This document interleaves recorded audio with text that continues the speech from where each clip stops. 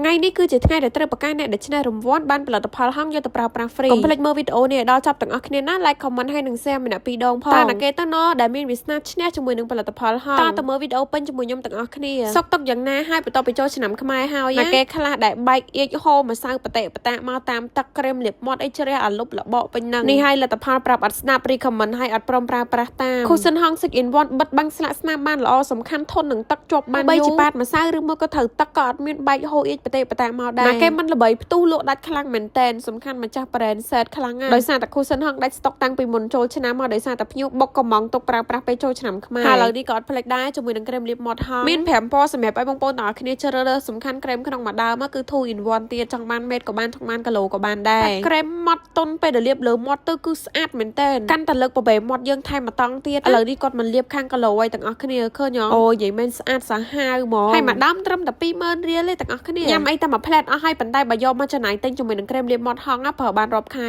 សំខាន់ធន់នឹងទឹកហើយជាប់បានយូរទៀតបងប្អូនណាខ្លះដែលគាត់ធ្លាប់ប្រើប្រាស់ជាមួយនឹង Cushion ហងហើយនឹងក្រែមលាបមាត់ហងកុំភ្លេច comment feedback នៅក្នុងវីដេអូនេះទាំងអស់គ្នាផងនេះគឺថាចាប់ផ្ដើមទេហើយណាបាញ់ទឹកបដាឲ្យទាំងអស់គ្នាចង់ដឹងថាហូរអៀចបតិបតាមកអត់មើលកុំព្រិចភ្នែកចង់និយាយថាឲ្យអួយហ្មងចាតំណក់ទឹកដែលតក់មកគឺដូចទឹកនៅលើស្លឹកឈូកអញ្ចឹងសំខាន់ផ្ដិតกระดาษឲ្យមើលទៀតមិនដែរប៉ុណ្ណឹងទុកចិត្តបាននៅឥឡូវបើថាអត់តន់ទុកចិត្តទេមកមើលតទៀតសិនមកនេះដាក់តែមួយច្បាស់ទេបាត់ស្នាមអាចក្រួយអស់លីងចឹងបានភ្ញៀវហៅថា Cushion អច្ឆរិយៈអត់ខុសមែនរឿងបាត់បាំងស្លាកស្នាមគឺប្រកែលេខ1តែម្ដងហើយចង់ប្រាប់ថាបងតារាល្បីគាត់ប្រើជាមួយនឹង Cushion ហងច្រើនដោយសារអីគឺដោយសារតែគុណភាពល្អឥឡូវនេះគឺថាមកធ្វើការតេស្តឲ្យបងប្អូនទាំងអស់គ្នាមើលឯណានិយាយទៅទឹកគឺមានគ្រប់ពណ៌សំខាន់មិនចាក់តែមួយតង់ឯណាចាក់ឡើង2 3តង់ហើយបងប្អូនអាចមើលបានបើសិនជា Cushion អត់ខំជាប់ទៅលើស្បែកមុខទេគឺដឹងតែហូរអៀចបតិបតាមកតាមទឹកបាត់តែជាមួយនឹងក្រែមលាបមាត់ហងនិង Cushion ហងគឺអត់ដែរបងប្អូនទាំងអស់គ្នាខកចិត្តទេបងប្អូនគាត់ចង់បានអាចរកទិញនៅតាមតូបតាមផ្សារកន្លែងលក់គ្រឿងកោបបោះដុំលក់នេះគឺមានទាំងអស់ហើយសម្រាប់អ្នកឆ្នះគឺខ្ញុំនឹងប្រកាសឈ្មោះគាត់នៅវីដេអូមួយទៀតដែលផុសនៅម៉ោង 5 ល្ងាចនេះចឹងកុំភ្លេចតាមដានទាំងអស់គ្នាណា Page ហង Marini មួយថ្ងៃផុសវីដេអូ2 ដងពេលព្រឹកម៉ោង 7 ព្រឹកហើយនិងពេលល្ងាចម៉ោង 5 រសៀលចាំអត់មើលទាំងអស់គ្នាណាគេជាអ្នកឆ្នះណោះ